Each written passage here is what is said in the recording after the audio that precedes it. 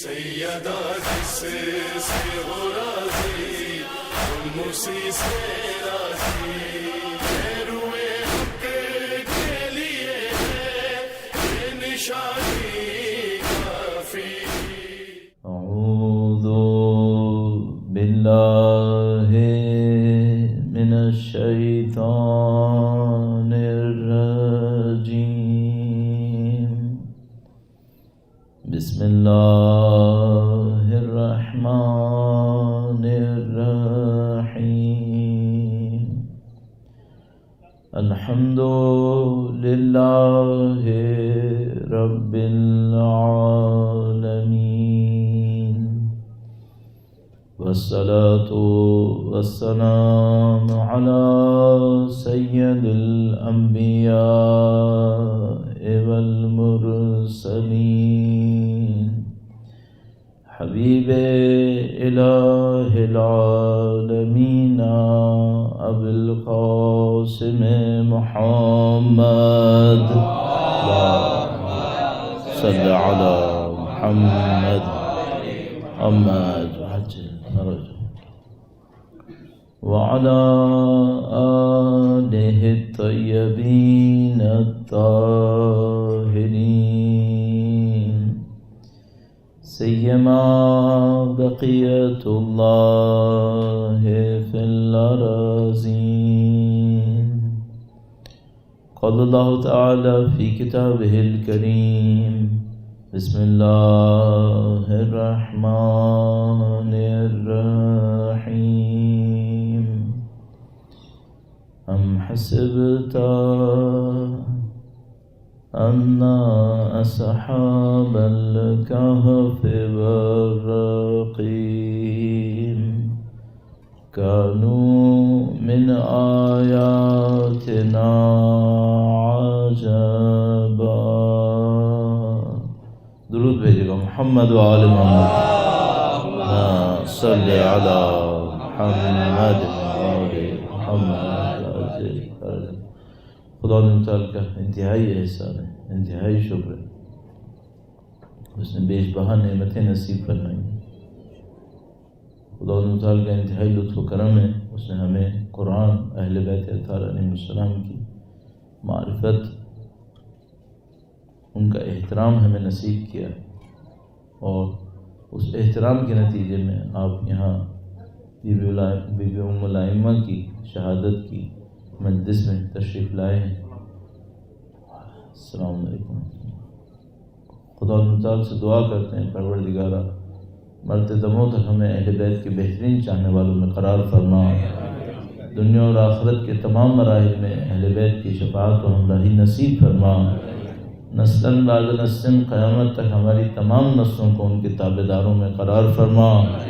اے پاک پروردگار ان کے وارث کے ظہور کا دن دیکھنا نصیب فرما. ان کی نصرت کی سعادت نصیب فرما. اس راہ میں شہادت نصیب فرما. تمام دعاؤں کی قبولیت کے لیے ایک بار پھر درود بھیجیں. محمد و آل محمد صلی علی محمد و آل محمد. پروردگار عالم نے دین مبین کو مختلف طریقوں میں، مختلف انداز میں، مختلف فکر کے لوگوں کے لیے ارسال فرمایا. یہی دین فلسفیوں کے لیے بھی ہے، یہی دین عام آدمیوں کے لیے بھی ہے. جاہلوں، عالموں،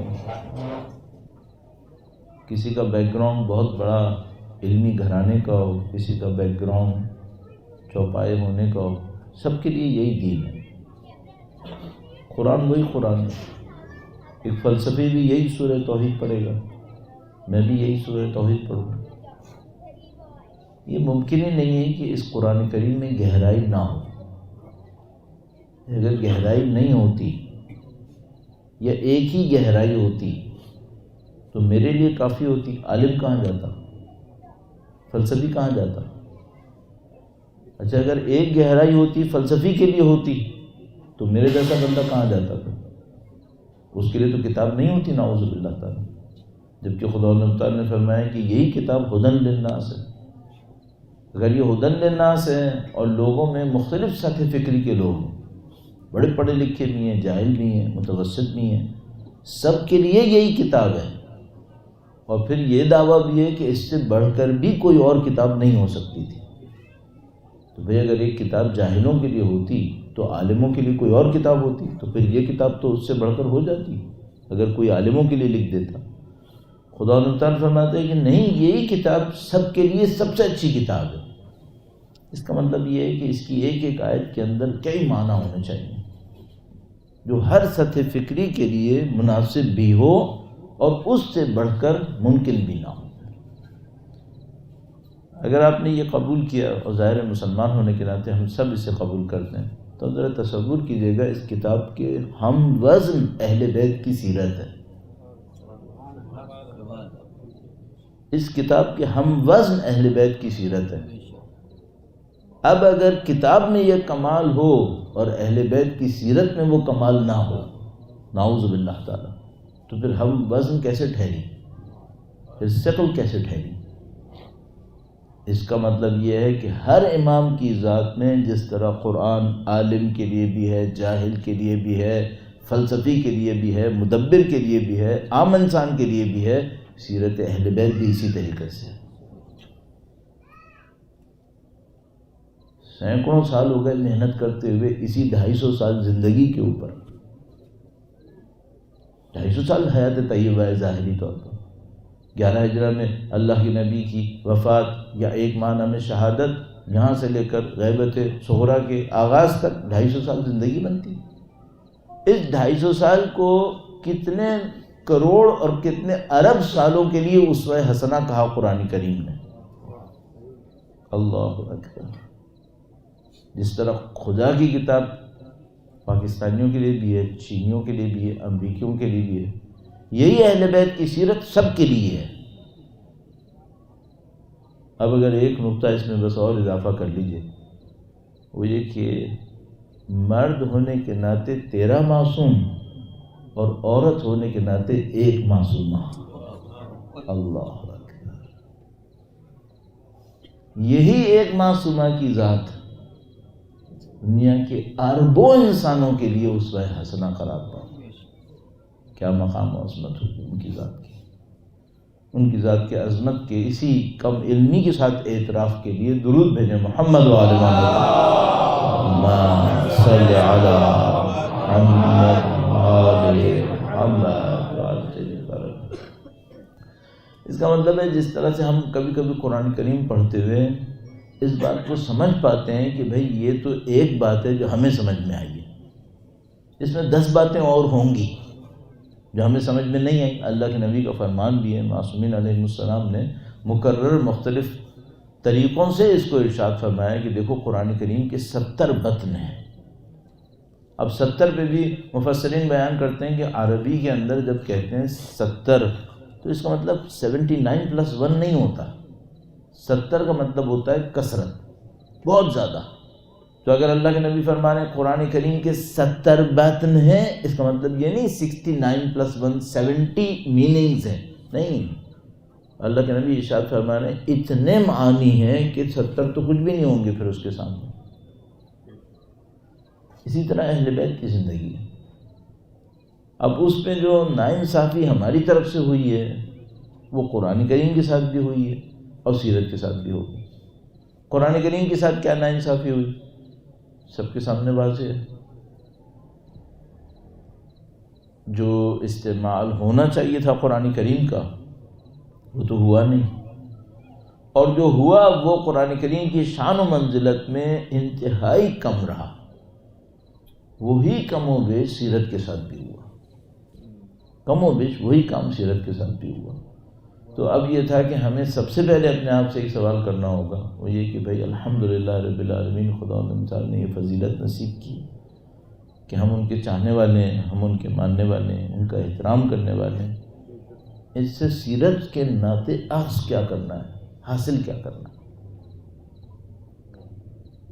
وہ ہم اگر حاصل کر پائے تو پھر یہ سمجھ لیجئے کہ شفاعت کا مطلب ہمراہی ہے۔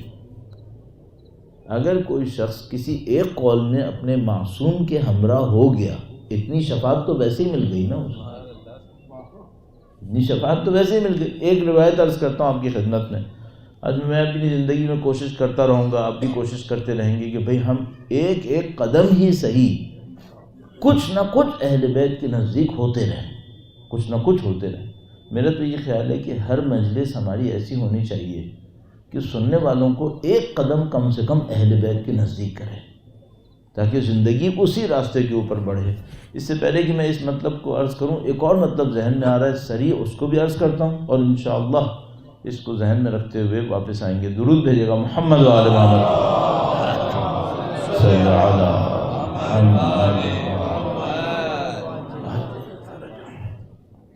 اگر واقعا زحمت نہ ہو آپ کو تو تھوڑا سا آگے تشریف لے آئیے. درود بھیجے گا محمد و آل محمد اللہم صلی علی محمد و آل محمد. ویسے تو سردی تھم گئی ہے, اتنی سردی نہیں ہے, لیکن پھر بھی اگر کوئی وہاں پر ہو, خدا نہ کرے 40-50 منٹ بیٹھنے کی وجہ سے طبیعت خراب ہو جائے, بزرگ بھی ہوں گے, تو وہ بلا وجہ میں جگہ بھی خالی تھی.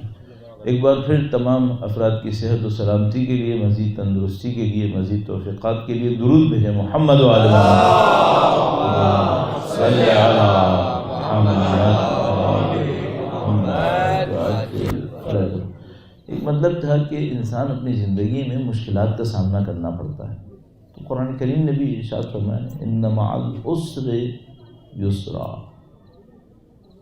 اس کا مطلب ہے عسر تو یقیناً ہے, ان مع العسر یسرا, سختی کے ساتھ آسانی ہے. یعنی خدا تعالیٰ فرما رہے سختی تو ہے ہی ہے. کوشچن یہ تھا کہ سختی کے بعد صرف سختی ہے یا آسانی بھی ہے, تو خدا تعالیٰ کہہ رہے نہیں, سختی کے ساتھ آسانی بھی ہے. سَيَجْعَلُ اللَّهُ بَعْدَ عُسْرٍ يُسْرًا, جلد ہی خدا تمہارے لیے سختی کے بعد آسانی قرار دے گا. سختی تو ہے ہی ہے. وَلَنَبْلُوَنَّكُمْ بِشَيْءٍ مِّنَ الْخَوْفِ وَالْجُوعِ وَنَقْصٍ مِّنَ الْأَمْوَالِ وَالْأَنفُسِ وَالثَّمَرَاتِ وَبَشِّرِ الصَّابِرِينَ. سختی تو ہے ہی ہے, یہ تو اس دنیا کا قانون ہے. بلکہ ہمارے پاس روایتوں میں ہے کہ اگر کسی انسان کی زندگی میں سختی نہ آئے تو سمجھ جائے کہ خدا سے فاصلے پر ہے, یہ اللہ کے ساتھ نہیں ہے. پھر اس کا مطلب کچھ اور معاملہ ہے اس کا.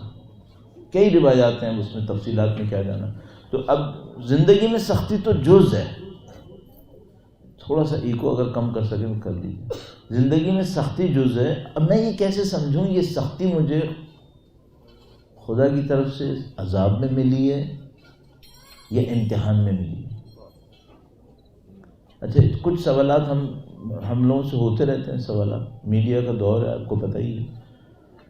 تو مثال کے طور پر جو بھی کہیں تھوڑا سا پرومیننٹ ہوگا دین کے نام پر, کسی بھی نام پر, اس کو سوالوں کا سامنا کرنا پڑے گا, چاہے کوئی بھی ہو.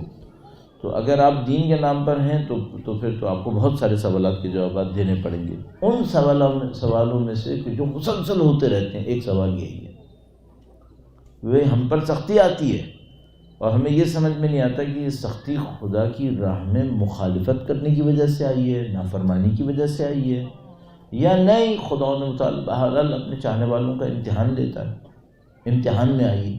تو ایک قانون آپ کی خدمت میں عرض کرتا ہوں اور اس کے بعد موضوع پہ واپس آتے ہیں. بار دیگر درود بھیجے گا محمد و آل محمد صلی علی محمد. سختی تو طے شدہ حقیقت ہے نا, اس کا تو کوئی انکار نہیں ہے. خدا تعالیٰ جب حضرت آدم علیہ السلام کو دنیا میں بھیجنے لگا تو حضرت آدم علیہ السلام سے کہا کہ اے آدم, وہ جو تمہاری آسانی کا دور تھا نا وہ ختم ہو گیا. تم جنت میں تھے, نہ تمہیں بھوک لگتی تھی, نہ تمہیں پیاس لگتی تھی, نہ تمہیں دھوپ ستاتی تھی, نہ تمہیں کوئی اور مشکل تھی. اب جس دنیا میں تمہیں بھیج رہا ہوں نا, یہاں ساری مصیبتیں آئیں گی. اب بھوک بھی لگے گی, پیاس بھی ہوگی, دھوپ بھی ستائے گی, کہیں سونے کے لیے جگہ بھی چاہیے ہوگی. اب تک تو جنت میں تھے. تو یہ تو خدا نے قرآن کریم میں جیسی حضرت آدم علیہ السلام کو بھیجا تھا ان کو چیلنج کر دیا تھا کہ اس سے نہیں بچو گے اب تم. تو سختی میں یہ کیسے سمجھوں کہ میں خدا کے معاملے میں کہاں پہنچا ہوں؟ سادہ سا قانون, بہت سادہ ایک قانون. اگر سختی کے بعد آپ خدا سے اور نزدیک ہو گئے تو اس کا یہ مطلب ہے یہ سختی آپ کے لیے آزمائش تھی، آپ کو خدا کے نزدیک کرنے کے لیے۔ اور خدا نہ کرے نعوذ باللہ اگر سختی کے بعد اور خدا سے دور ہو گئے، اس کا مطلب ہے یہ سختی سزا تھی۔ خدا کسی کو اپنی محبت میں اپنے سے دور کرے گا؟ یہ نہیں ہو سکتا۔ خدا نے تو خلق اس لیے کیا کہ ہم اس کی طرف سفر کریں، انا للہ و انا الیہ راجعون۔ تو اگر خدا کسی کو چاہتا ہو اور وہ بھی خدا کو چاہتا ہو تو خدا کی طرف سفر کرے گا یا کسی اور کی طرف کرے گا؟ ظاہر خدا کی طرف جائے گا۔ اب اگر ایک سختی آئی اور اس کے نتیجے میں وہ اور خدا سے دور ہو گیا، اس کا مطلب کیا ہے؟ اس کا مطلب یہ سختی آزمائش نہیں تھی، یہ سختی عذاب تھا۔ اچھا آپ مجھ سے پوچھ سکتے ہیں مولانا یہ تو پھر ایک کوشچن بڑھ گیا کہ بھئی یہ کیسے پتہ چلے گا کہ ہم دور ہوئے یا نزدیک ہوئے؟ سادہ سی ایک بات، ایک سختی آئی، آپ کی عبادتیں بڑھ گئیں، صرف اس دور میں نہیں جب تک سختی تھی، سختی کے بعد۔ دیکھیے سختی کے دور میں تو ہر فاسق بھی اللہ کے نام پہ چلائے گا، اس میں کون سا کمال ہے؟ جو اگر سختی میں پڑا ہوگا تو وہ خدا کو نہیں بلائے گا تو کس کو بلائے گا؟ اگر اب بھی کسی اور کو بلا رہا ہے تو اس سے بڑھ کر نادان اور کون ہوگا؟ خود خدا نے بتا فرماتا ہے امن یجیب المضطر، کون ہے جو مضطر کو جواب دے گا؟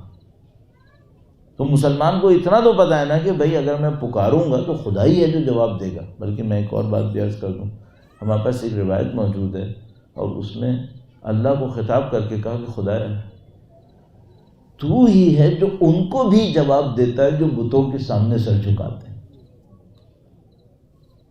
تو ہی ہے جو ان کو بھی جواب دے دیتا ہے جو سر کس کے سامنے جھکا رہے تھے، لیکن سن کون رہا تھا؟ بت تو نہیں سن رہا تھا، سن تو خدا ہی رہا تھا، تو خدا نے اس کو بھی جواب دے دیا، جبکہ سر تو اس نے بت کے سامنے جھکایا تھا، اس کو بھی جواب دے دیتا ہے۔ کیوں؟ باطن میں وہ بھی خدا کو ہی پکار رہا تھا، غلط خدا کو سمجھ بیٹھا۔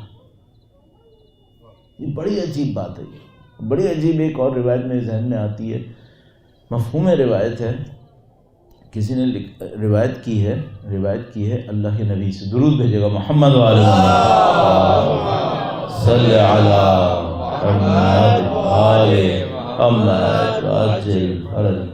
کہ بھئی بچہ جب پہلے 4 مہینے روتا ہے تو یہ خدا کو یاد کرتا ہے، دوسرے 4 مہینے روتا ہے تو نبی کو یاد کرتا ہے، تیسرے 4 مہینے روتا ہے تو اپنے والدین کو دعا دیتا ہے۔ بڑی عجیب روایت ہے۔ ہم انسان تعجب سے دیکھیں گے ہمارے بچے بھی ایسے ہی تھے کیا؟ ہم بھی ایسے تھے کیا؟ اللہ کے نبی نے تو عمومی طور پہ کہا، پھر اس کے بعد آیت اللہ محمد حسین طباطبائی نے اس کی تشریح کی، بڑی خوبصورت تشریح، کہا یہ جو پہلے 4 مہینے ہوتے ہیں نا، اس میں بچے کو کچھ پتہ نہیں ہوتا، کچھ بھی نہیں پتہ ہوتا، دنیا کیا ہے، میرے اطراف میں کیا ہے۔ ایک بچہ پیدا ہوا اسے کیا پتہ ہے؟ اس کی تو عقل ہی نہیں ہے، کام ہی نہیں کر رہا۔ اچھا یہ پہلے دن سے ماں باپ کو پہچانتا ہے؟ نہیں پہچانتا، تو یہ روتا کیوں ہے پھر؟ یہ بس اس بات پہ روتا ہے کہ کوئی ہے جو میری ضرورت پوری کرے گا، تو اپنی فطرت میں خدا کو پکار رہا ہوتا ہے۔ بھئی اگر کوئی نہیں ہے تو پھر چلانے کا کیا فائدہ؟ کیوں چلا رہا ہے پھر؟ یہ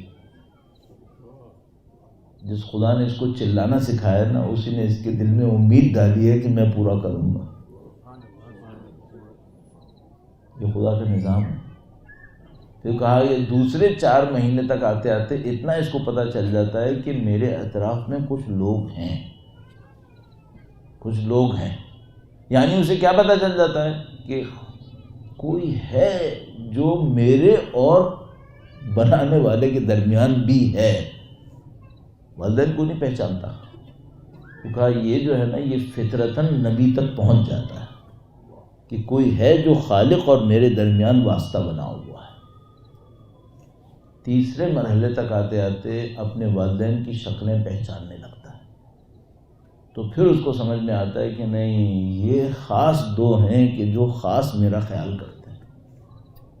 اب جو روتا ہے تو در حقیقت ان سے استمداد کر رہا ہوتا ہے، تو خدا اس کو بھی والدین کے لیے دعا میں تبدیل کر دیتا ہے۔ یہ انسان کی فطرت ہے۔ تو آپ اور میں کیسے ہیں؟ آپ اور میں ایسے ہیں کہ جب مشکل میں پڑیں گے تو خدا کو پکاریں گے۔ یہ خدا کو پکارنا، جب مشکل میں پڑے تھے، اجر دے گا، ہاں اجر دے گا۔ مقام پتہ چلے گا اس سے؟ نہیں، مقام پتہ نہیں چلے گا۔ مقام کب پتہ چلے گا؟ مقام اس وقت پتہ چلے گا جب مشکل ختم ہو جائے گی۔ اب جس انداز میں پکارا تھا اس کا کچھ بچا ہے؟ اگر نہیں بچا، کچھ نہیں بچا، وہیں پہ جہاں مشکل سے پہلے تھے، اس کا مطلب ہے مشکل نے کچھ نہیں دیا، مشکل سے قرب نہیں بڑھا۔ اور اگر مشکل آئی اور میں مشکل میں پھنسا اور اس مشکل سے سیکھ کر میں نے اللہ کی بندگی میں تھوڑا سا کوئی اضافہ کر لیا، اس کا مطلب کیا ہے؟ اتنا میرا قرب بڑھ گیا ہے۔ اب آپ اور میں کیا کریں؟ آپ اور میں یہ کریں، زندگی کی مشکلات سے نہ گھبرائیں۔ یہ مشکلات اللہ کی طرف سے ہیں، کسی بھی عنوان سے ہوں، تفصیل میں جانے کی ضرورت نہیں، اس سے مت گھبرائیں، یہ اللہ کی طرف سے ہیں، ان سے مت پریشان ہو۔ صرف یہ دیکھ لیجیے گا مشکل گزرنے کے بعد آپ کی عبادتیں، آپ کی بندگی، آپ کا خدا کو یاد کرنا، وہ کس کیفیت میں ہے۔ اگر وہ امپروو ہوا ہے، بہتر ہوا ہے، اس کا مطلب ہے آپ خدا سے نزدیک ہوئے ہیں۔ الحمدللہ رب العالمین، اس مشکل نے آپ کو سہارا دیا ہے، آپ کو خدا سے نزدیک کیا، اور آپ ہمیشہ یہی کیجیے، جب بھی کوئی مشکل پڑے اپنی بندگی میں تھوڑا سا ایک اضافہ کر دیں۔ میں تھوڑے سے اضافے کی مثال بھی عرض کر دوں تاکہ کوئی یہ نہ کہے کہ بھائی مجھے سمجھ میں نہیں آیا، تھوڑا سا اضافہ میں کیا کروں، پہلے سے کر رہا ہوں۔ مثلا چند مثالیں عرض کرتا ہوں، درود بھیجے گا محمد و آل محمد، صلی علی محمد و آل محمد وعجل فرجہم۔ میں طالب علمی کے اس پورے مدت میں ایک بات سیکھی ہے، آپ کوئی بات سیکھیں، اچھی بات آپ کو اپنے لیے فائدہ مند لگے، دین کے لیے، آپ دوسروں کو بتا دیں فوراً۔ اگر آپ کو یقین ہو جائے کہ یہ آپ کے دین کے لیے فائدہ مند تھی، فوراً دوسرے کو بتا دیں۔ کیوں؟ نہ بتانا بخل ہے، نہ بتانا بخل ہے، اس سے علم کی آمد کم ہو جائے گی، اور بتائیں گے تو کیا ہوگا؟ علم بڑھے گا۔ لیکن صرف ایک شرط ہے، نمائش کی خاطر نہ بتائیں، پھر خاموشی بہتر ہے۔ اگر ڈر ہو کہ اس کے ذریعے میں نمائش کروں گا، اس کے ذریعے سے میں خود پسندی پہ جاؤں گا، خود ستائش، اپنی تعریف کروانے پہ جاؤں گا، پھر خاموشی بہتر ہے، پھر سکوت بہت بہتر ہے، پھر خاموشی بہت بڑی عبادت ہے۔ اگر ایسا کوئی مسئلہ خطرناک درپیش ہو، پھر خاموشی عبادت ہے۔ اگر نہیں ہے تو اگر آپ کو دین کے نام پہ کوئی اچھی چیز پتہ چلی، فوراً بتا دیں۔ اس سے کیا ہوگا؟ آپ کو عمل کی سعادت مل سکتی ہے، نمبر ایک۔ نمبر دو، چونکہ آپ نے علم پھیلایا ہے تو ہمیشہ کا ایک قانون ذہن میں ہم رکھ سکتے ہیں، وہ یہ کہ رزاق خدا کو زمین پہ دینے والے بندے چاہیے، چھیننے والے بندے نہیں چاہیے۔ اس کو زمین پہ دینے والے بندے چاہیے، تو وہ زمین پہ کن بندوں کا انتخاب کرتا ہے؟ یہ جو میں اور آپ نام رکھتے ہیں مجتبیٰ، مصطفیٰ، یہ استفاء اور اجتباء کیا ہے؟ انگلش میں ایک ہی لفظ استعمال ہوتا ہے، سلیکٹڈ۔ چاہے اجتباء ہو چاہے استفاء ہو، دونوں کے لیے ہم ایک انگلش میں ٹرم استعمال کرتے ہیں، سلیکٹڈ، منتخب لوگ، چنے گئے، برگزیدہ۔ خدا کی چننے کا معیار کیا ہے؟ خدا نے متعال فرماتا ہے میں نے چنے ہیں، استفاء خدا کا کام ہے۔ تو مثال کے طور پر خدا کیوں چنتا ہے؟ تو کہتے ہیں بھائی خدا کی چننے کی صرف ایک بنیاد ہوتی ہے، اسے دینے والے چاہیے۔ وہی چاہتا ہے جو میں کسی کو دوں وہ آگے کسی کو دے۔ آپ یہ کریں اور آپ دینے والے ہوئے دولت کے تو آپ کو دولت دے دے گا، اور آپ دینے ہوا علم کے تو کیا دے گا؟ علم دے دے گا۔ آپ دینے والے ہوئے احترام کے تو کیا کروائے گا؟ آپ کا احترام کروا دے گا۔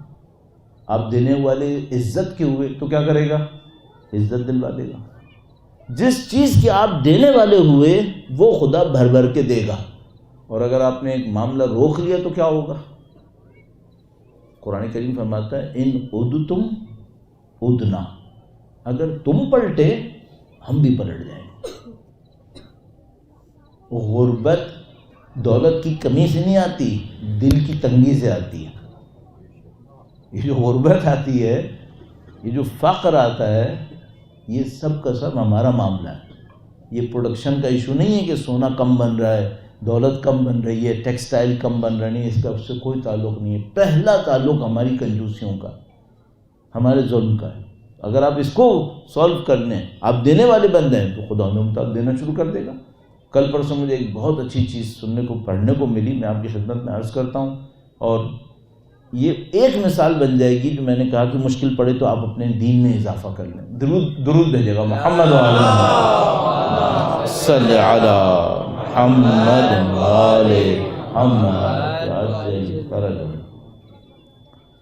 تھوڑا استاد شاگرد کے سلسلے کو میں آپ کی خدمت میں دہرا دیتا ہوں۔ یہ جو علم عرفان ہے، یعنی جس کو آپ اور میں اللہ والے لوگ کہتے ہیں، کچھ لوگ ہوتے ہیں صاحبان علم ہوتے ہیں، کچھ لوگ ہوتے ہیں صاحبان عبادت ہوتے ہیں، کچھ صاحبان زر ہوتے ہیں، دولت ہوتے ہیں، اور کچھ صاحبان معرفت ہوتے ہیں۔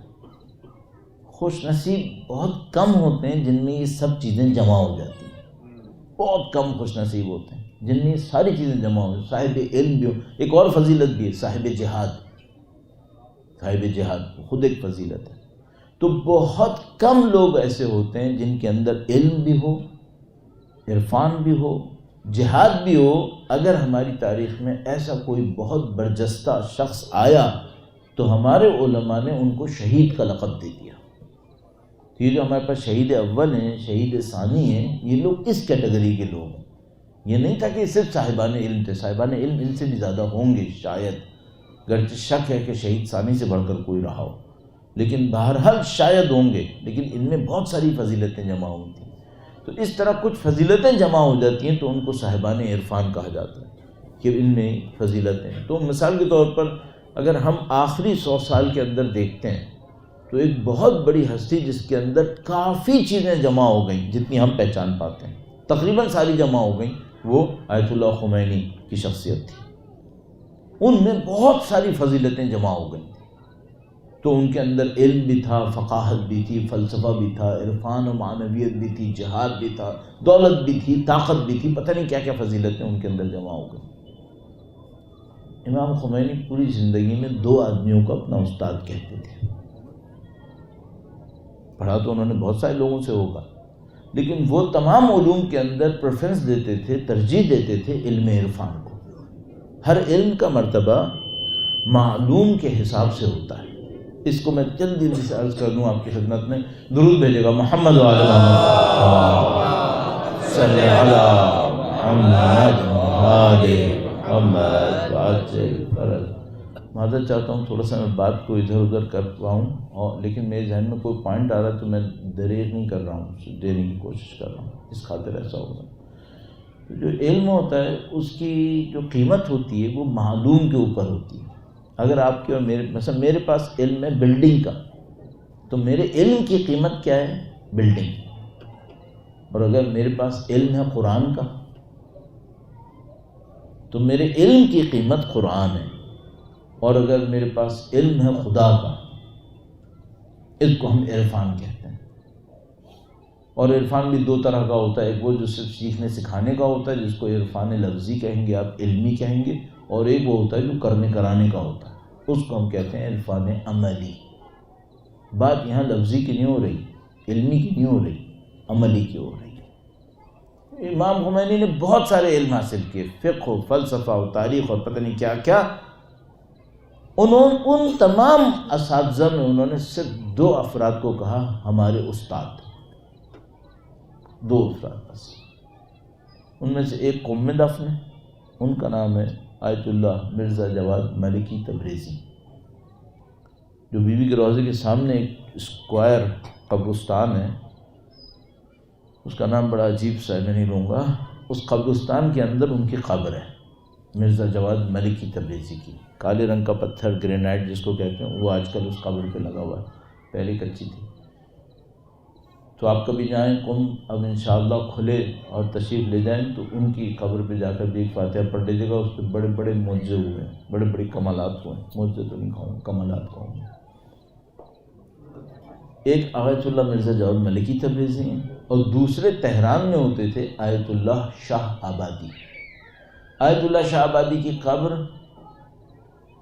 حضرت شاہ عبدالعظیم کے روضے کے اندر ہی ہے، جہاں پہ حضرت شاہ عبدالعظیم کے روضے میں بہت ساری قبریں بنی ہوئی ہیں. ان میں سے ایک قبر آیت اللہ شاہ آبادی کی ہے.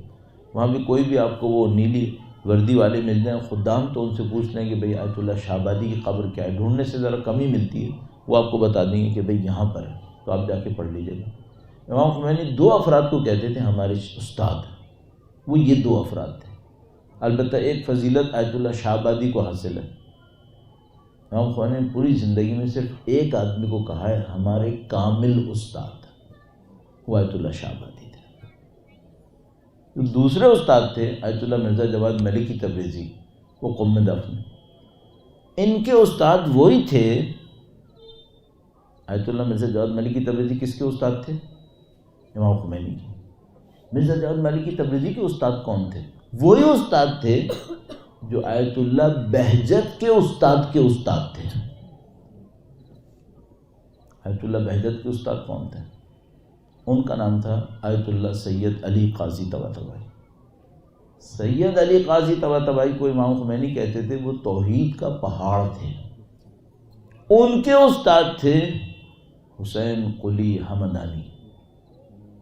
آیت اللہ بہجت، آیت اللہ دستغیب شیرازی، آیت اللہ اشرفی، آیت اللہ حسن زادہ عاملی، جوادی عاملی، محمد حسین طباطبائی، یہ سب کے سب آیت اللہ سید علی قاضی طباطبائی کے ہیں.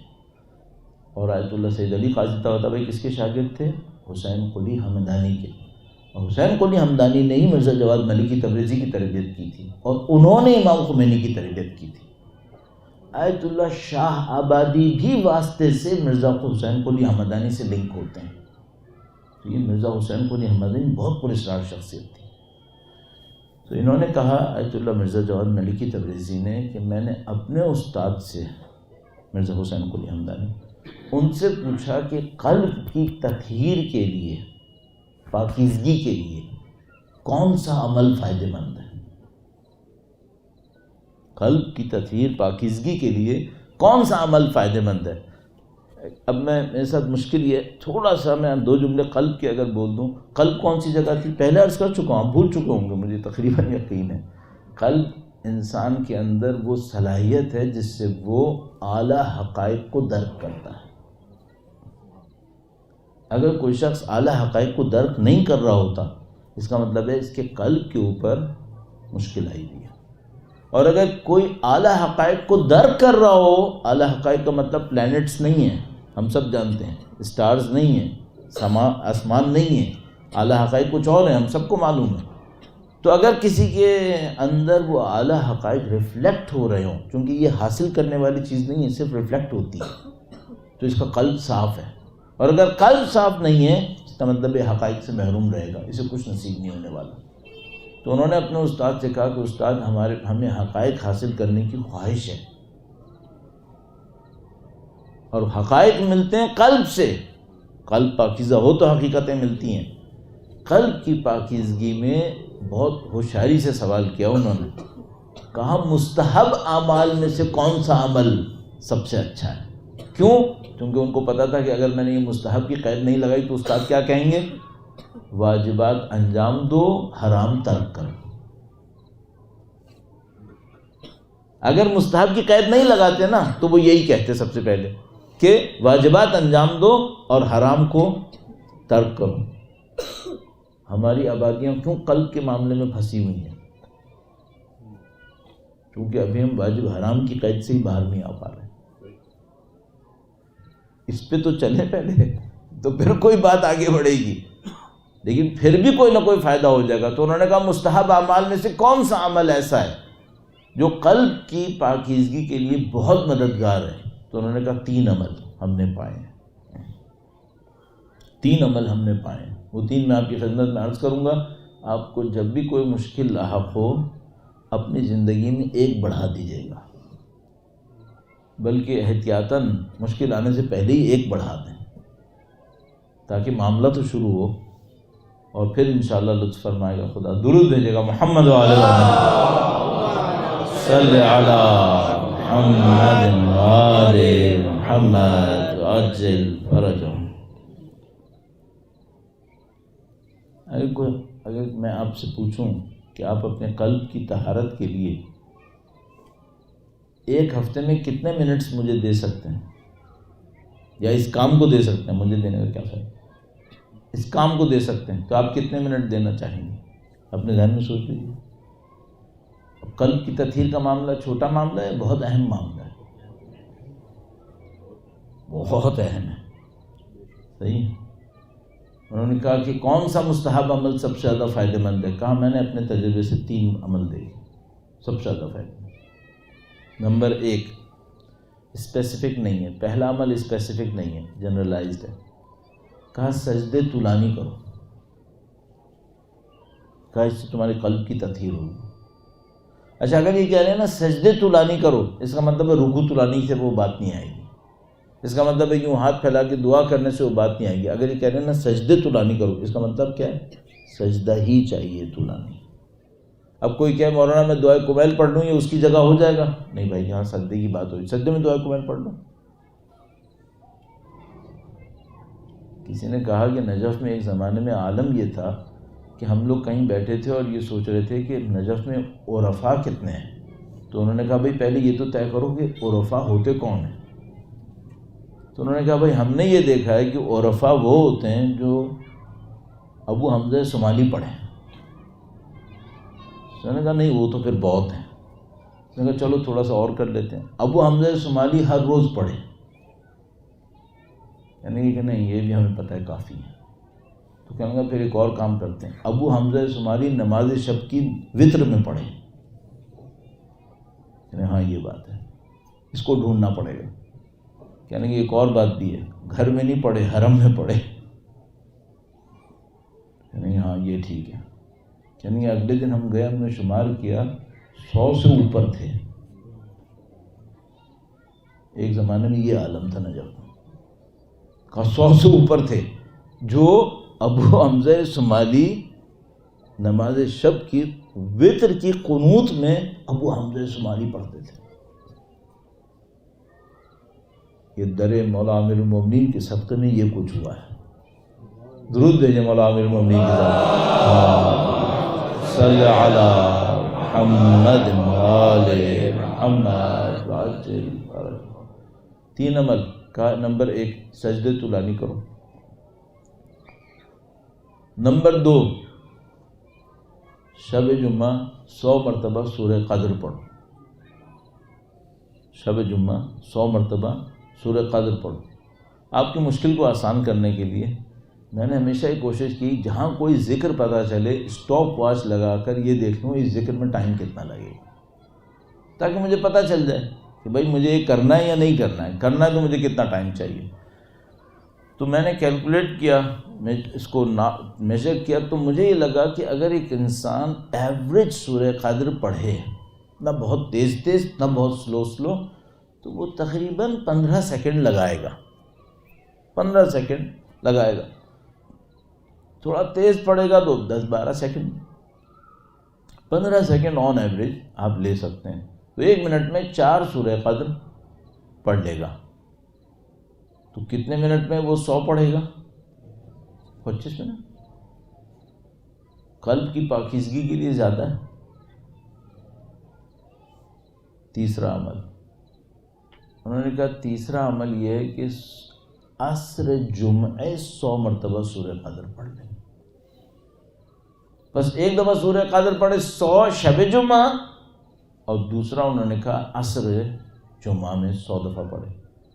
اچھا مجھے نہیں پتا کہ آیت اللہ مرزا جواد ملکی تبریزی نے اپنے استاد سے یہ پوچھا کہ ان 3 میں سب سے زیادہ اثر کس کا ہے، میرے نہیں خیال انہوں نے پوچھا ہو، لیکن انہوں نے اپنے جملے میں مرزا حسین قلی حمدانی نے اپنے اگلے جملے میں یہ کہا کہ ان میں سب سے زیادہ اثر عصر جمعہ 100 مرتبہ سورہ قدر پڑھنے کا ہے۔ سب سے زیادہ اثر عصر جمعہ میں 100 مرتبہ سورہ قدر پڑھنے کا ہے۔ انشاءاللہ خدا ہمیں اور آپ کو توفیق نصیب فرمائے۔ درود بھیجے گا محمد و آل محمد، صلی علی محمد و آل محمد وعجل فرج۔ میں نے ایک بات نوٹ کی ہے، بہت سائنٹیفک نہیں ہے لیکن کسی حد تک، وہ یہ کہ ہم جہاں کہیں کوئی بات کہتے ہیں، کوئی 10-15% لوگ ہیں جو عمل کر لیتے ہیں، 10-15% ہیں جو عمل کر لیتے ہیں۔ اچھا 10-15% کم ہے یا زیادہ ہے؟ میرے حساب میں بہت زیادہ ہے، میرے حساب بہت زیادہ ہے میرے حساب میں۔ اور بھائی اگر میری جیسی لڑکھڑاتی زبان کو بھی سن کے اگر کوئی 15% عمل کر لیں، بہت بڑی بات ہے، بہت بڑی بات ہے۔ آپ کوشش کیجئے گا آپ کسی طرح 10-15 میں آ جائیں۔ عصر جمعہ 100 مرتبہ سورہ قدر انشاءاللہ۔ درود بھیجے گا محمد و آل محمد، صلی علی محمد محمد وعجل فرج۔ موضوع کے بارے میں آپ کہیں گے کوئی بات نہیں ہوئی، تو میں ابھی اسی جملے سے اس کو کنیکٹ کرتا ہوں۔ ہم نے اس بات کو سوچا کہ اس میں اتنی تاثیر کیوں ہے؟ ایک تو کہ سورہ قدر میں کیا ہے؟ سورہ قدر میں ظاہری طور پہ ذکر ہے شب قدر کا۔ اچھا شب قدر ہر رات ہوتی ہے؟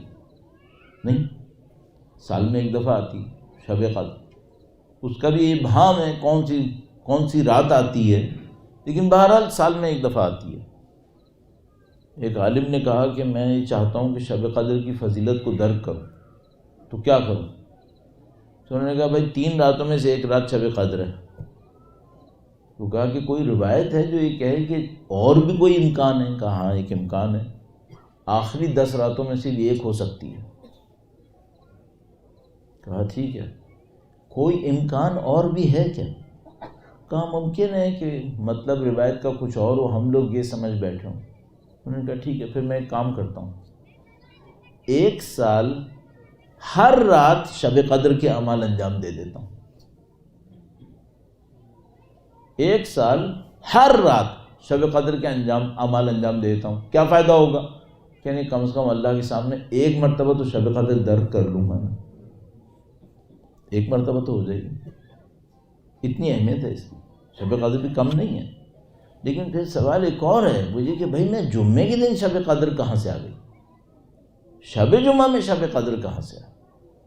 تو یہ 100 مرتبہ شب قدر کے لیے آنے والی سورہ میں پڑھے جاؤں تو پھر ہمیں ایک اور بات سمجھ میں آتی ہے، بالکل مختصر کرتے ہوئے کہا نہیں بھائی جو شب قدر ہے نا، یہ ہے تو شب قدر، ذکر تو شب قدر کا ہے، اصل میں منسوب ہے بی بی سیدہ طاہرہ سلام اللہ علیہ، صلی علی محمد آل محمد وعجل فرج۔ بھائی یہ معاملہ وہاں کا ہے۔ کہا بھائی یہ منسوب وہاں پر ہے، تفاصیل موجود ہیں اس میں، بی بی کے نام سے منسوب ہے۔ تو اچھا اگر میں 100 دفعہ سورہ قدر پڑھ رہا ہوں تو یہ فضیلت اتنی کیوں ہے؟ اتنی فضیلت، کتنی فضیلت؟ اتنی فضیلت کہ یہ انسان کو اعلیٰ حقائق سے آشنا کر دے۔ یہ کیوں ہے؟ تو وہ کہنے والا کہتا ہے کہ تمہیں اگر یہ سمجھ میں آ جاتا تو تمہیں یہ کیوں نہیں سمجھ میں آ جاتا کہ جو اشرف الانبیاء ہیں، ختم الانبیاء ہیں، وہ صرف ایک صاحبزادی کے نام پہ کھڑے کیوں ہو جاتے تھے؟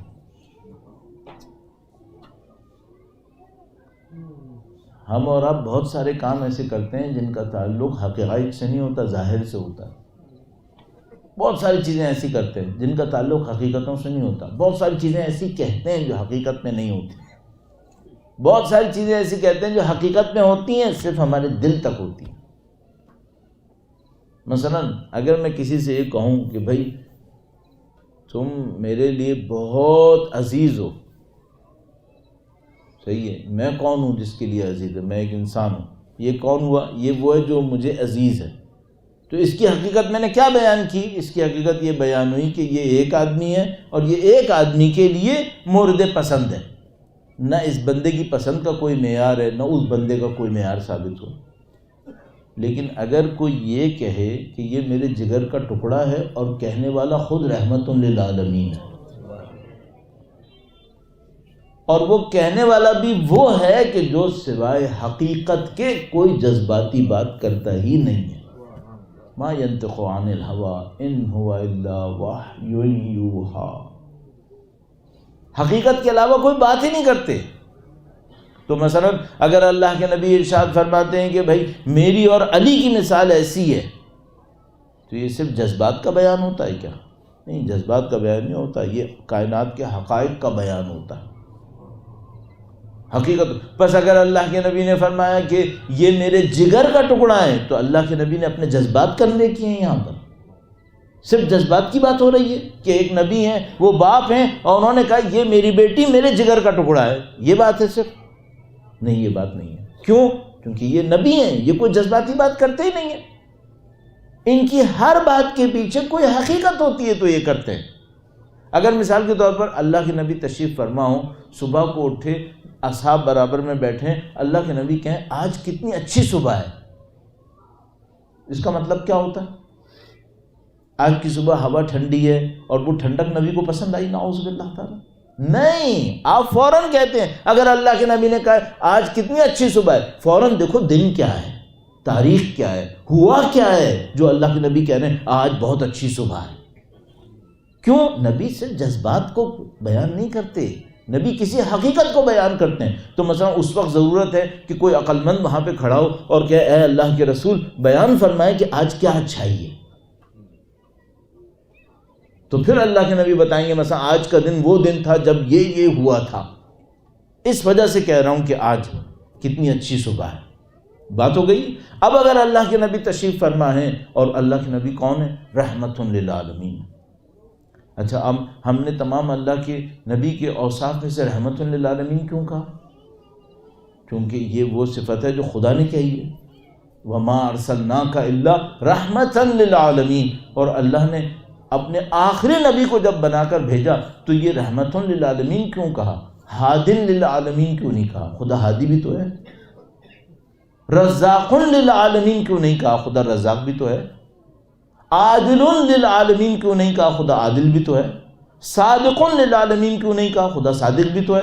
تو خدا کہے گا میں نے اپنی تمام 99 اوصاف میں ایک صفت کو پوری اوصاف پر حاکم قرار دیا ہے، کتب علی نفسہ الرحمہ، اس نے اپنے اوپر رحمت کو لکھ دیا ہے، اور وہ جو حاکم صفت ہے آخری نبی کو اس حاکم صفت کا نمائندہ بنا کر بھیجا ہے۔ یہ رحمت للعالمین اس وجہ سے پوری کائنات خدا کی رحمت پہ چل رہی ہے، اور اس کائنات کا مرکز نبی کی ذات ہے، وہ رحمت للعالمین، اور اس رحمت للعالمین کا جگر فاطمہ کی ذات ہے۔ درود بھیجے گا محمد وعلی محمد، صلی علی محمد وعلی محمد وعجل فرجہ۔ عزیزان محترم، صرف ایک اور بات عرض کرتے ہوئے، اگر میں آپ سے یہ کہوں کہ میں مثلا ہر رات فلاں عبادت کرتا ہوں، ہر دن فلاں عبادت کرتا ہوں، اتنے میں نے قرآن پڑھیں، اتنے میں نے روزے رکھیں، جس دن میں کہہ دوں گا وہ سب ریاکاری میں ویسے ہی ضائع ہو جائیں گے۔ لیکن اگر کہوں اور ساتھ میں میں آپ کو یہ بتاؤں کہ میں اپنے والدین کا احترام نہیں کرتا، نعوذ باللہ تعالی، تو آپ کا ذہن کیا کہتا ہے؟ ان عبادتوں کا فائدہ ہوگا؟ آپ حق پر ہوں گے، آپ فوراً کہیں مولانا ان عبادتوں کا آپ کو کوئی فائدہ نہیں ہونے والا۔ کیوں؟ چونکہ خدا نے والدین کی اطاعت کو واجب قرار دیا ہے، احترام کو واجب قرار دیا ہے۔ اگر آپ وہی نہیں کر رہے جس کو خدا نے شرک کے بعد رکھا تھا، وَبِالْوَالِدَيْنِ احسانًا، اگر آپ والدین پر ہی احسان نہیں کر رہے، آپ کی ان عبادتوں کا کوئی فائدہ نہیں ہونے والا۔ اچھا، خدا نے والدین کے اوپر احسان کو کیوں اتنا آگے بڑھایا تھا؟ تو خدا تعالیٰ کی تمام لب و لہجے سے، تمام بیانات سے ایک بات سمجھ میں آتی ہے۔ خدا تعالیٰ فرماتا ہے دیکھو، تم اگر کسی کو احترام دو میرے کہنے پر، تو در حقیقت یہ میری کسی صفت کا احترام ہے۔ بھائی خدا کہتا ہے کہ تم اپنے استاد کا احترام کرو، کیوں؟ اس نے تم کو علم دیا ہے، اور صفت علیم خدا ہے، علیم خدا ہے۔ اچھا خود اب میں مختصر کرنے کی طرف، خدا کہتے ہیں والدین کا احترام کرو. کیوں والدین کا احترام کرو؟ چونکہ والدین میری رحمت کی نشانی ہیں. اگر ان کا تم نے احترام کیا نا، تم نے میری رحمت کا احترام کیا ہے. اور اگر ان کا احترام نہیں کیا تو تم نے میری رحمت کو جھٹلا دیا. اگر تم نے میری رحمت کو جھٹلا دیا، اب تم میری رحمت سے باہر ہو. اگر رحمت سے باہر ہو، اب تمہیں کوئی اور صفت کام نہیں آنے والی ہے. تم والدین کا خیال کرو، چونکہ صفت رحمت اس کو ملے گی جو والدین پہ احسان کرے گا. اور صفت رحمت نہیں ملی تو سب کچھ گیا، پھر کچھ نہیں بچا تمہارے پاس. وبالوالدین احسانا، لہذا دعا کے لیے خدا متعالی نے کیا کہا؟ رب ارحمہما کما ربیانی صغیرا. ہمہما، ان دونوں پر خدایا تو رحم کر. یہ تیرے رحم کی نشانی تھی. تو اگر والدین کی حد میں کوئی رحم کی نشانی بن گئی تھی اور ان کا کسی نے احسان نہیں کیا، تو خدا نے تمام عبادتوں کو ختم کر دیا. اور پوری کائنات کے لیے خدا نے جو رحم کی نشانی قرار دی، وہ کس کو قرار دیا؟ رحمت للعالمین کو. اور اس رحمت للعالمین کا جگر کون تھا؟ اللہ اکبر. اور اگر کسی نے اس کے ساتھ احترام نہیں کیا، اللہ اکبر، معاملہ ختم ہو گیا اس کا، وہ گیا. کیوں؟ نبی کی اندر صفت رحمت خدا زیادہ منعکس ہو رہی تھی یا والدین میں؟ نبی میں. اور اگر والدین کا کوئی احترام نہیں کیا کرتا تو صفت رحم خدا سے محروم ہو گیا. اور اگر کوئی سیدہ کا احترام نہ کرے، اس کا تو معاملہ ختم ہو گیا. پھر اس خاطر اللہ کے نبی نے کہا جس نے ان کو خوش کیا اس نے مجھے خوش کیا، اور جس نے ان کو ناراض کیا اس نے مجھے ناراض کیا. آپ یہاں پر کس کے احترام میں بیٹھے ہیں؟ اللہ اکبر. یہ خدا کی نعمت ہوئی یا نہیں ہوئی؟ کتنی خدا کی نعمت ہوئی کہ اس نے ہمیں اس عظیم الشان ہستی کے احترام میں بٹھا دیا یہاں پر، جس کو رحمت للعالمین نے اپنی پسند ناپسند کا معیار قرار دے دیا تھا. اور میں نے عرض کیا وہ کوئی جملہ مبالغہ نہیں کرتے، وہ کوئی جملہ جذبات میں نہیں کہتے، سوائے حقیقت کے کچھ نہیں کہتے. ان کے ذات میں، ان کے ذات کے احترام میں آپ یہاں پر بیٹھے. اب اگلا قدم کیا ہے؟ اگلا قدم یہ ہے کہ شباہت بناتے چلے جائیے، شباہت بناتے چلے جائیے. خدا متعال تعلق اور واسطے کا بہت احترام کرتا ہے. میں چند منٹ میں آپ کی زحمت تمام کرتا ہوں. اس بات کو اور عرض کروں گا، درود بھیجے گا محمد و آل محمد، صلی علی محمد و آل محمد. خدا بہت احترام کرتا ہے واسطوں کا، تعلق کا. مثلا اگر آپ کے نام والدین نے ائمہ کے نام پر رکھے ہوں، آپ کا کوئی ہنر ہے اس میں؟ ظاہر ہے کہ نہیں. نام آپ نے تھوڑی رکھے، آپ کے والدین نے رکھے. لیکن اگر آپ کا نام آپ کے والدین ہی نے صحیح ائمہ کے نام پہ رکھ دیا ہے، اس سے بھی کچھ ملے گا یا نہیں ملے گا؟ ملنے گا، ملے گا. ابھی عرض کروں گا، اپنی طرف سے نہیں کہوں گا، ملے گا. آپ کا ہنر تھا اس میں کوئی؟ نہیں. آپ سے پوچھ کے رکھا تھا؟ نہیں. پھر آپ کو کیوں ملے گا؟ خدا کہتا ہے میں ظاہری شباہت کا بھی احترام کرتا ہوں، ظاہری شباہت کا بھی احترام کرتا ہوں. بھئی یہ مسجد بن رہی پیچھے، اس میں سیمنٹ لگا ہے، سریا لگا ہے، پتھر بجری لگی ہے. جب تک مسجد کے نام پہ یہاں نہیں لگی تھی کہاں پڑی تھی؟ سیمنٹ فیکٹری میں. اس کی پاکی نجاست کا کوئی شرعی حکم تھا؟ نہیں. کراس ہو کے یہاں پہ لگی ہے. یہ مسجد نبوی ہے؟ نہیں. مسجد حرام ہے؟ نہیں.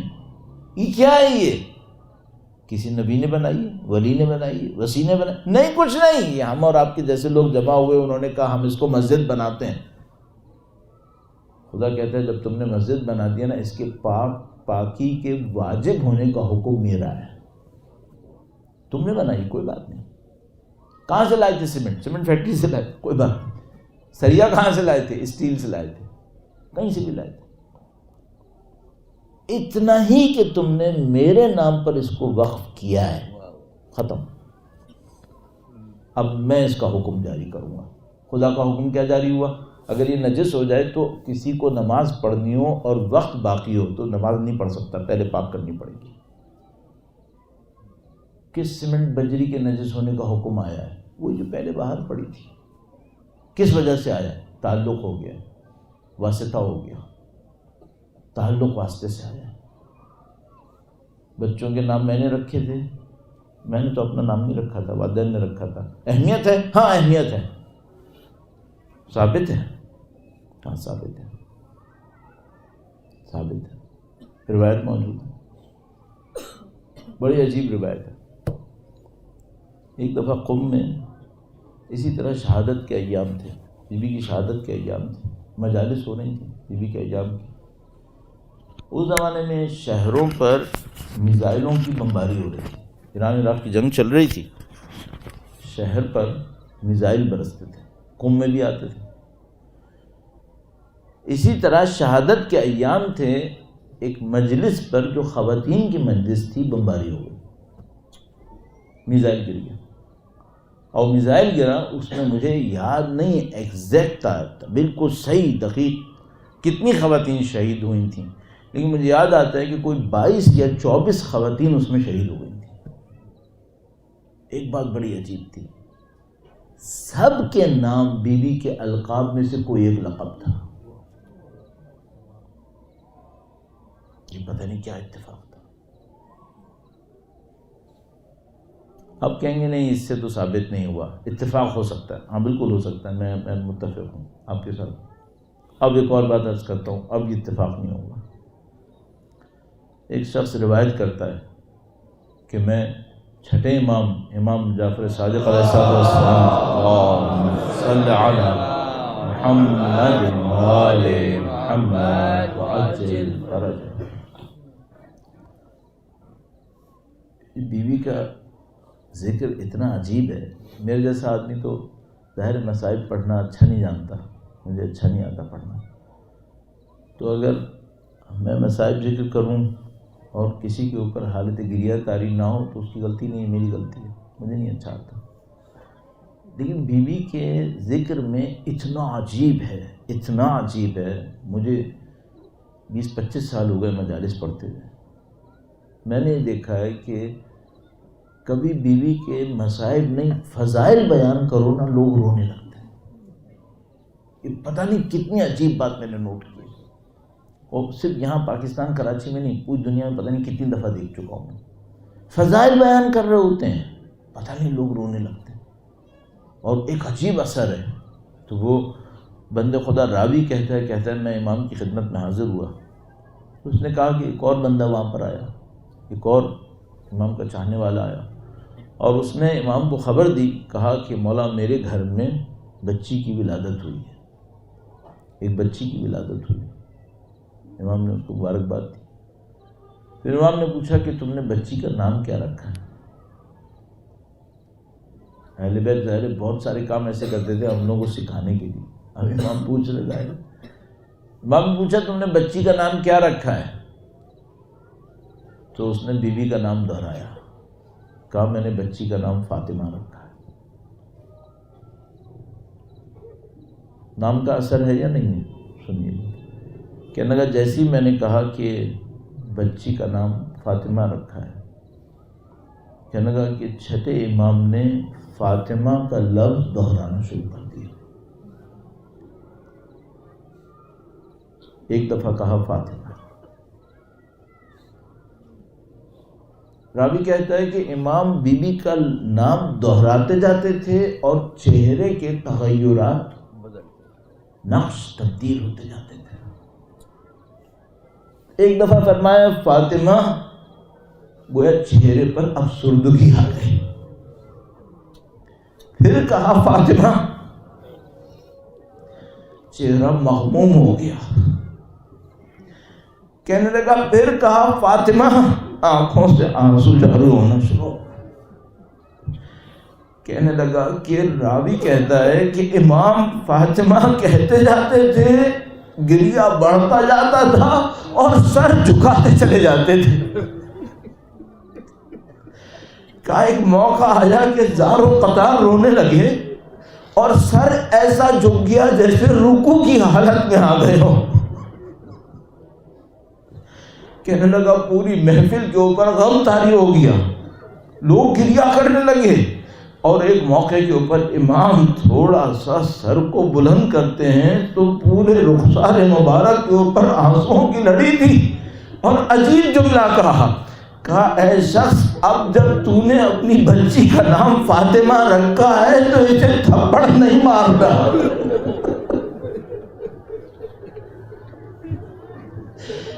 کہا اب جب کہ تو نے بچی کا نام فاطمہ رکھا ہے، میرے مولا یہ تو بچی ہے۔ امام فرماتے ہیں یہ بچی ہی صحیح، فاطمہ کا نام ہمیں کچھ اور یاد دلاتا ہے۔ وہ کون سا لمحہ یاد دلاتا ہے امام کو؟ وہ کون سا لمحہ ہے؟ وہ لمحہ وہ ہے جب شیر خدا کے گھر پہ حملہ ہوا ہے، شیر خدا کے گھر پہ حملہ ہوا ہے، صاحب ذوالفقار کے گھر پہ حملہ ہوا ہے، ہاں علی کے گھر پہ حملہ ہوا ہے، اور علی وہاں موجود تھے، علی موجود تھے۔ ان ظالموں نے کیا کیا؟ وہ ظالم گھر کے اندر گھسے، انہوں نے عزیزو جب انسان کے اوپر کوئی مصیبت پڑتی ہے تو وہ بیوی بچوں کو دور کر دیتا ہے، کہتا ہے ان کو دور کر دو، اگر میرے اوپر کوئی مصیبت آ رہی ہے تو میرے اوپر آئے، میرے بیوی بچوں میں نہ آئے۔ اگر کوئی مصیبت سہنی ہی پڑے تو بچوں کو دور کر دیا جاتا ہے کہ بچے تو یہ منظر نہ دیکھیں کہیں، اور اگر بچوں کو ہی بھی دیکھنا پڑ جائے تو بچیوں کو علیحدہ کر دیا جاتا ہے کہ بچیوں کے دل نازک ہوتے ہیں۔ اب ظالم گھر میں گھسے ہیں، عزیزوں دست معذرت تماشا سیدہ کو لگایا ہے، حسنین بھی دیکھ رہے ہیں، بی بی زینب بھی دیکھ رہی ہے، بی بی ام کلثوم بھی دیکھ رہی ہے، اور آپ نے تو یہ سنا نا کہ بی بی زینب دیکھ رہی ہیں اور بی بی ام کلثوم دیکھ رہے ہیں۔ ایسا میں ایک اور جملہ کہوں گا، ارے یہ سب دیکھ رہے ہیں اور علی دیکھ رہے ہیں کہ میرے بچے بھی دیکھ رہے ہیں۔ امیر المومنین دیکھ رہے ہیں کہ ارے یہ بچے بھی دیکھ رہے تھے جب میری زوجہ کو، یہ کتنا عجیب لمحہ تھا، کتنا سخت لمحہ تھا، اتنا سخت لمحہ تھا۔ ایک موقع پہ امیر المومنین کہیں سے گزر رہے تھے، کچھ لوگوں نے کہا اے علی ہم بات کر رہے ہیں زمانے کی سختی کیا کیا دکھاتی ہے۔ لوگوں نے کہا کہیں تم دشمن کے درمیان پھنس جاؤ، کوئی ساتھ دینے والا نہ ہو، کوئی مصیبت ایسی، کوئی مشکل ویسی۔ کچھ دیر میں کہنے لگے ابوالحسن آپ بھی بتائیے زمانے کی سختی کیا ہے؟ راوی کہتا ہے امام نے ادھر ادھر دیکھا کہ کوئی اجنبی تو نہیں سن رہا، اور اس کے بعد کہا کوئی تمہاری زوجہ کو مارے،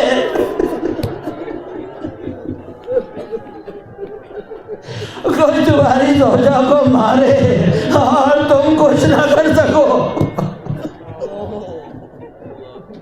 یہ سختی ہے، یہ سختی ہے، یہ عجیب سختی تھی، اتنا سخت مرحلہ تھا۔ امیر المومنین جب بھی یاد کرتے تھے گریہ کرتے تھے، جب بھی باقی ائمہ آنے والے ائمہ یاد کرتے تھے اس بات کے اوپر گریہ کرتے تھے۔ اب عزیز و بھائی کا آخری جملہ عرض کر دوں آپ کی خدمت میں، آپ یہاں پر بیٹھے ہیں، آپ کا اور ہمارا ایک عقیدہ ہے، ایک عقیدہ ہے، وہ کیا ہے؟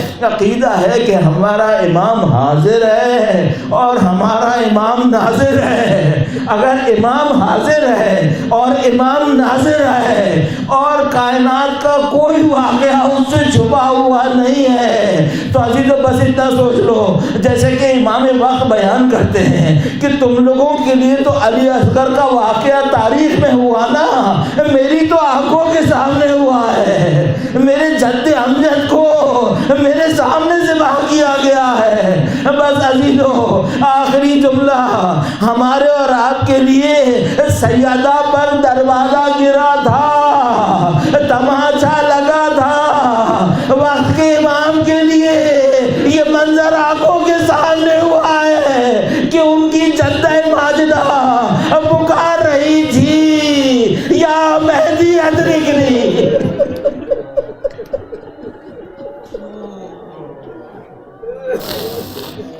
الا لعنت اللہ علی القوم الظالمین وسيعلم الذين ظلموا أيّ منقلب ينقلبون۔ پروردگارا جنہوں نے بی بی پر یہ ظلم کیا انہیں بدترین عذاب میں مبتلا فرما۔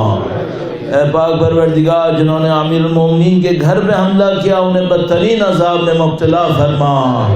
اے پاک پروردگار ہمیں ہماری نسلوں کو قیامت تک بی بی سیدہ طاہرہ کے چاہنے والوں، ماننے والوں، جانثاروں میں قرار فرما، ان کے فرزند کی نصرت کرنے والوں میں قرار فرما، ان کے وارث کے ظہور کا دن دیکھنا نصیب فرما، ان کی نصرت اور اس راہ میں شہادت نصیب فرما۔